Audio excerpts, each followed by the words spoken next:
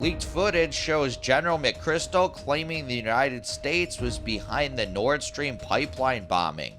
Here's a clip. We get a breaking news video that gets sent to us. Okay, well, we had to talk to our lawyers before we released it. Valuetainment broke this video just earlier today, a couple hours ago. Before we did, we emailed General McChrystal because it's General McChrystal in the video talking about Nord Stream pipeline, okay, and what happened to it.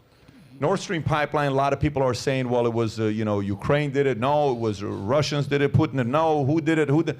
Now, General McChrystal, to be fair, this is not a regular person. He's not a sergeant. He's not a captain. He's a four-star general. I've interviewed him 7 years ago. We had a very good conversation together. And so we emailed him to let him know, do you have any comments on it? I don't believe we got a response back from him. We'll play the clip, and I know you've spoken about this a lot. I want to get your reaction on this. So here is General McChrystal, and a gentleman in D.C. got this footage in D.C., sends this video over to us. If you can play this clip.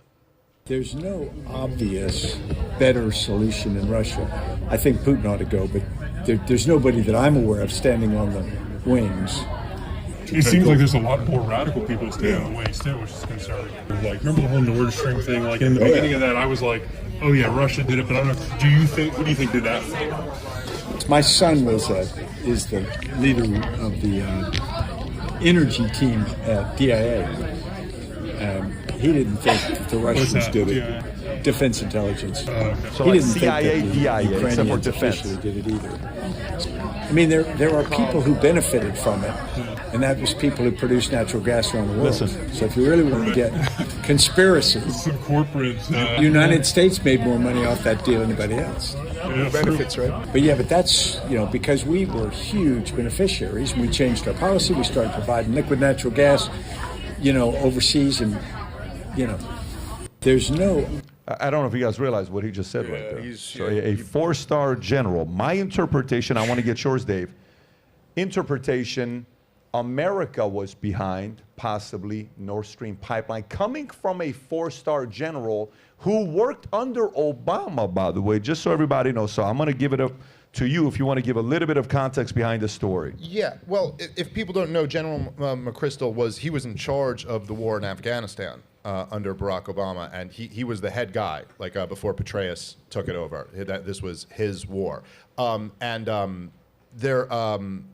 Petraeus took it over. Anyway, he was the guy. They had a falling out. He was the guy who got interviewed in that Rolling Stone piece, and he got drunk with the reporter and started just like trashing Obama. And then he published all of it, and then he had to resign because, like, you're really not supposed to do that when you're a four-star general talking about your commander-in-chief, which is kind of an interesting insight into how some of the top military brass actually look at the president. There's obviously a lot of evidence when Donald Trump was president, too, that a lot of these people don't really feel like they work for the commander-in-chief, which is disturbing in its own way. But what he's talking about here is the Nord Stream pipelines. I assume most of you guys know what this is. It's a natural gas pipeline that was built from Russia to Germany, and it was blown up late last year. They tried to blame it on Russia. It made absolutely no sense that this was Russia. Germany had basically agreed in part of the Western effort to support Ukraine that they wouldn't use the pipeline, but so Putin blowing it up is just blowing up his own pipeline. He can close it from his end. Thered be no benefit to him. Also keep in mind that Joe Biden said that if Russia invades Ukraine, there will be no Nord Stream pipeline. They're going to bring an end to it. And a reporter said, how are you going to bring an end to it considering that it falls in the hands of Germany? And he said, we'll bring an end to it, I promise you. So that's interesting, isn't it? And then on top of that, the U.S. Navy just happened to be conducting drills at the time when the pipeline blew up in that area. But there's an enormous benefit to Ukraine and the West, because the big fear was that it was going into winter. Germany's having a lot of energy problems because they've embraced these insane climate change policies. And so they were worried that the Germans might break in the winter and agree to start getting some of this natural gas from Putin again. If they're dependent on him for natural gas, how much resolve are they going to have to keep supporting this war with Ukraine? So it's not just the issues that he's talking about that, okay, this also benefits all these other oil companies. Look, who had the means, motive, and opportunity to do this? It's pretty obvious who it is. There was also Sal Hirsch, who had a great bit of reporting on this, that it was absolutely America who blew up the Nord Stream pipeline. Just to be clear, if that's true, this is an act of industrial terrorism against a NATO ally who we're sworn to, defend if they're attacked. And I hope it at least opens people's eyes up to, like, it's not so clear. Like, look, I love America. I just hate our government. So just to be clear on that, I just hate politicians. That they are not the good guys in this conflict. It's not as simple, and wars are never as simple as, like, Russia bad, Ukraine good, America good, Europe good for helping them. There's a lot more to this conflict than that. Good guys don't, commit environmental terrorism to one of their closest allies. And the truth, this is what I've been talking about for a long time, but if you look into the history of this whole conflict, Vladimir Putin is actually absolutely wrong for invading. The war is illegal, and it's horrible, and a lot of people are dying. But Vladimir Putin was absolutely provoked for decades by the West, who, after winning the Cold War, were the sorest of winners and just did nothing but try to degrade and humiliate and poke and prod the Russians. There was a long plan, largely driven by neoconservatives. You can go read about it in their Project for a New American Century back in the 90s, where their attitude was basically like, instead of what even a lot of the great Cold Warriors, like George Kennan, who was the founder of the containment strategy, who was fighting the Soviet Union. His idea was, once the Soviet Union fell, it was like, oh, this is wonderful. You guys aren't communists anymore. You overthrew your communists. Now you can have freedom. Now we can all be friends. And the neoconservatives went, no, now they're weak. Now's when we take over the world. And they used to draw the line down the middle of Germany, okay?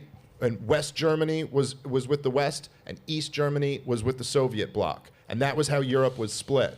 And now we've expanded NATO all the way up to Russia's borders. NATO is now taking over the entire. And, too close. And they might, from what the establishment people will say is, they'll go, what? This is just a defensive alliance. NATO. No, and they are a defensive alliance, except for all of the times that they fight aggressive wars. If you overlook that stuff, like, Putin's army is only defensive, except for when it invades Ukraine. And so basically, in 2008, it was announced that Ukraine would be joining NATO. This is what really sent us all down this path. This has been Putin's red line forever, that you can't go any further. Because it's like having your enemy as your neighbor. Yeah, they're a very strategic input. Look, from Putin's perspective, NATO is not a defensive alliance. Right. NATO is the European arm of the American military empire. And from his perspective, he's like, I cannot have you taking over Ukraine. There's just too many vital strategic interests here. I can't have all this hardware, military hardware, right on my border. In 1962, when the Soviets put nuclear weapons into Cuba, Jack Kennedy said, that is unacceptable. Too close. It is an act of war for you to have nukes this close to us, and I will blow up the world. That was literally what he said. I will blow up the world if you don't move these nukes off of here.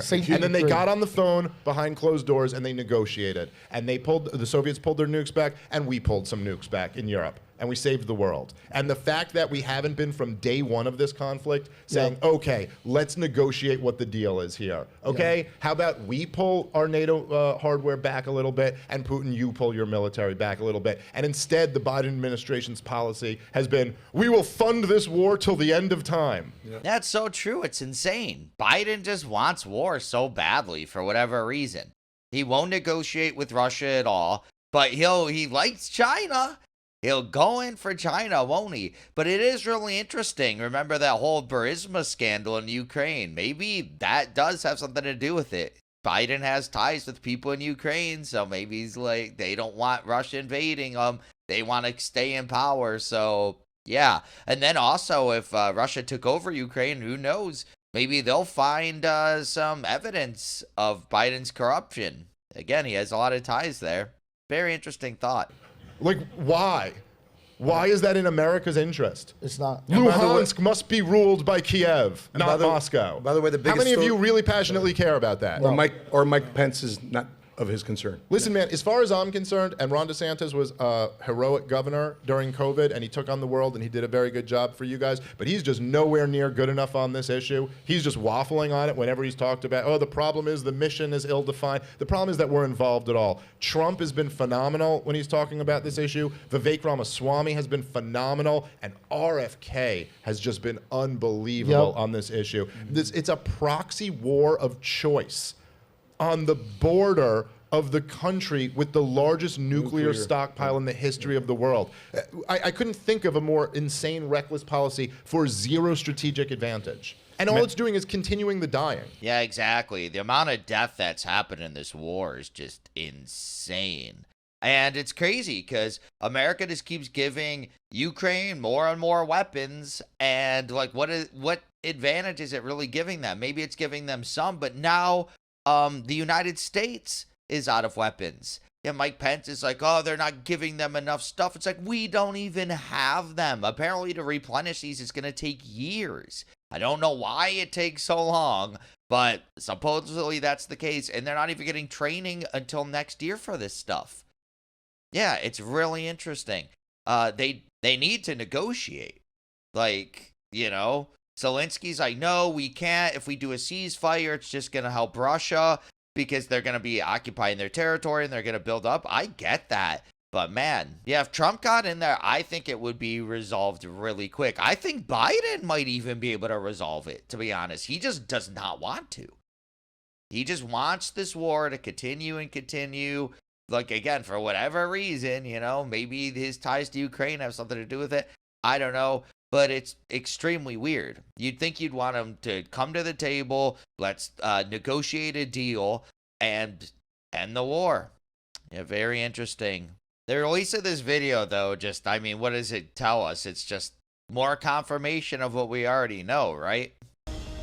If you liked this video, be sure to subscribe for daily news updates, smash that like button, share this video with your friends, and share your thoughts on this story in the comments below. I'll catch you in the next one. Peace out.